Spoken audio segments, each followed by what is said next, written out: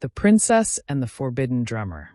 The moon hung bright above the kingdom of Nyoru, its silver light bathing the wide grasslands and tall acacia trees. At the heart of the land stood the royal palace, built from shining stones and guarded by warriors who carried spears tipped with iron. Inside those walls lived Princess Nia, the only daughter of King Amani and Queen Lela. Nia was known for her beauty, but also for her restless heart. She longed for freedom beyond the palace walls, for the laughter of ordinary people, for the sound of life outside the strict silence of the royal halls. One evening, while wandering in disguise through the edge of the village, she heard a sound that made her pause. It was a drumbeat, deep, steady, alive. The rhythm wrapped itself around her heart and pulled her closer. Under a tall baobab tree sat Kato, a young man with strong hands and eyes that glowed like fire in the night. His drum was carved from hollowed wood and stretched with animal skin, and as he played, it felt as though the earth itself was breathing with him. Nia's breath caught in her throat. She had never heard such music inside the palace. She stepped forward. "Your hands," she whispered, her voice trembling. "They speak." Kato looked up, startled, but when his eyes met hers, the world grew quiet. The drum rested between them like a secret only they shared. "Who are you?" he asked softly. "Someone who was meant to hear your song," Nia answered, her lips curving into the faintest smile. From that night, Nia returned again and again. Sometimes she brought flowers, sometimes only her laughter, but always her longing eyes. Kato would play for her, his rhythms changing with her moods. Gentle when she was shy, fierce when she teased him, tender when she leaned close and whispered, "Play only for me." And each time he did. But love that blooms in secret grows both sweet and dangerous. One night, as they sat close beneath the stars, Kato brushed a strand of hair from Nia's face. She did not pull away. Her heart raced as his fingers lingered against her cheek, and in the quiet between drumbeats she whispered, "If the world could stop, I would stay here forever." Their lips met, softly at first, like the beginning of a song. Then deeper, as though they had always known this melody.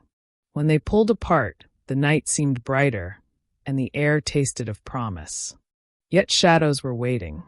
Rumors reached the palace. A princess seen with a drummer. A love unfit for royalty. When King Amani learned the truth, his anger shook the walls of the throne room. "Drums are sacred," he thundered. "They are for warriors, for ancestors, not for a common man to steal a princess's heart." Nia begged him, "Father, he is not just a drummer. His music is life itself. My heart beats with his." But the king would not hear.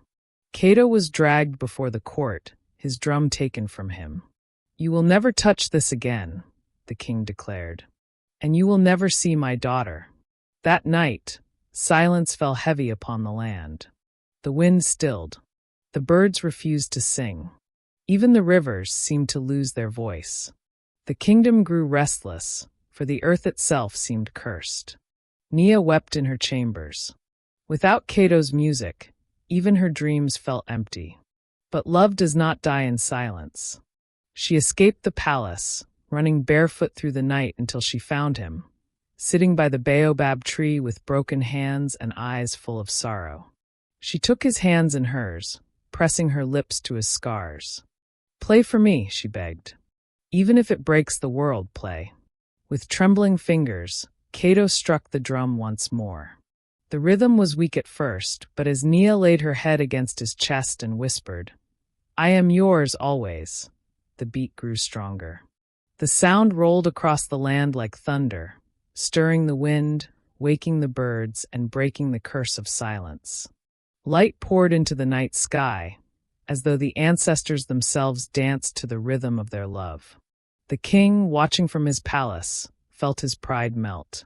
He saw how his daughter's love brought life back to the land. At last he understood. He called for the people to gather. "Let it be known," he said, "that music belongs to all, and love cannot be forbidden." From that day, the kingdom held a festival of drums.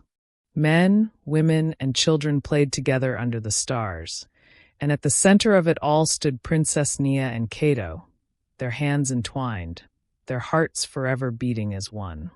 And the drum that once was forbidden became the heartbeat of a love that saved a kingdom.